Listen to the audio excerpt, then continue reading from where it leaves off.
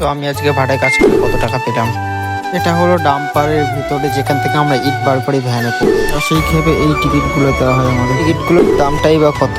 টিকিটের দাম হচ্ছে মাত্র 15 টাকা। আমি চলে যাবো এবার মুখ হাত পা ধুতে। এবার আমি চলে যাবো এবার আমি বাড়িতে গিয়ে দেখাবো আমি কত টাকার কাজ করেছি।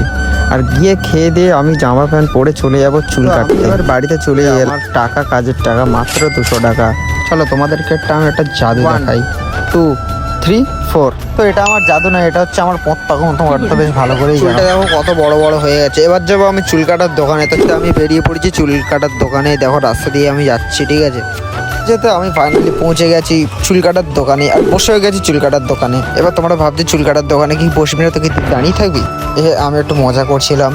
যেই ছেলেটাই চুল কাটছে দেখতে হচ্ছে কেউ না আর কেউ না, আমার একটা বন্ধুই হয়, ঠিক আছে। আমার চুল কাটা পুরো কমপ্লিট, দেখো কেরম লাগছে, ঠিক আছে। তো হনুমান লাগবে, কিছু মনে করবে না। দোকান থেকে বেরিয়ে চলে যাচ্ছি বাড়িতে। বাড়ি থেকে দেখা হচ্ছে, বাড়িতে গিয়ে ভাত খাবো আর কি করবো তোমাদের